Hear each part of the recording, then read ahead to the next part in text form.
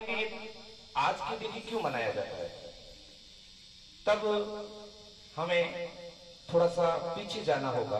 बात है 1980 की, 1918 की। हमारे देश में स्वतंत्रता आंदोलन चल रहे थे।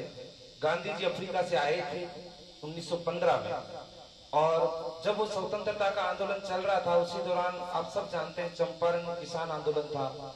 उसी के तत्पश्चात 1918 में जब अहमदाबाद मिल मजदूर आंदोलन हुआ था, उसी समय हमारे देश में दिल्ली के अंदर हिंदी दिवस आयोजित हुआ था। और उस सर्वप्रथम गांधी जी ने उस हिंदी दिवस पर इस बात की चर्चा की कि हमारे देश को एकता के सूत्र में बांधने के लिए एक भाषा होनी चाहिए।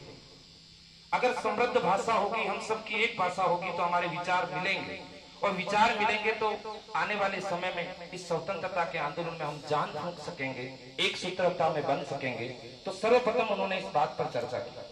फिर बात आती है, फिर इसकी चर्चा चलती रही, थोड़े से दिन ठंडे बस्ते में चली गई।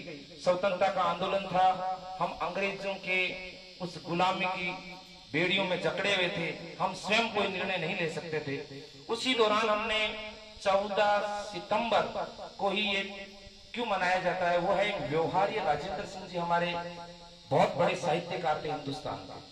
उनका जन्म 14 सितंबर को हुआ था, इसीलिए उनके जन्मदिन पर हमने ये आज हिंदी दिवस मनाना स्वीकार किया। तो हिंदी दिवस 14 सितंबर 1949 को पहली बार मनाया गया। फिर 14 सितंबर 1953 के बाद प्रतिवर्ष हम हिंदी दिवस मनाने लगे। हम हिंदी दिवस पर जानने से पहले हमें यह भी पता होना चाहिए कि हमारी हिंदी भाषा है वो संविधान के अनुच्छेद 343 भाग के में है, और भाग तो 17 है, और अनुच्छेद 343 के अंदर हिंदी को राजभाषा का और देवनागरी लिपि का दर्जा दिया गया है।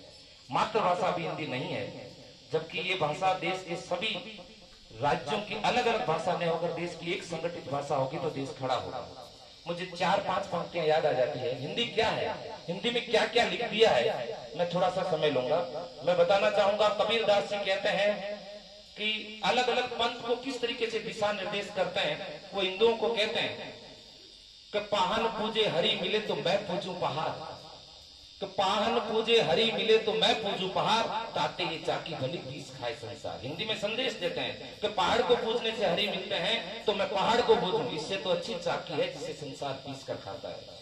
इसी के साथ उन्होंने मुस्लिम धर्म को भी हिंदी के अंदर संदेश दिया। क्या कहा कि काकर पाथर जोड़ी के मस्जिद लई चुनाए, ताचदी मुल्ला बांध दे बहिरा हुआ खुदा, कि तब कंकर पत्थर जोड़कर आपने मस्जिद बना ली और मस्जिद पर आप जाकर बांध दे रहे हैं, क्या आपका खुदा है वो बहरा है। इस तरीके से हिंदी में बात की जाती है और इस तरीके से हिंदी की ज्ञान किया जाता है। विद्वान कहते हैं एक एक शब्द का अर्थ निकलता है, कर ऊपर कर करो, कांत कर तल कर न करो, जहां दिन कर करो ता दिन मर मिटो। एक कर शब्द के अलग अलग अर्थ ये हिंदी दे सकती है। इसी के साथ मैं मेरी वाणी को विराम देता हूँ। जय हिंद, जय भारत।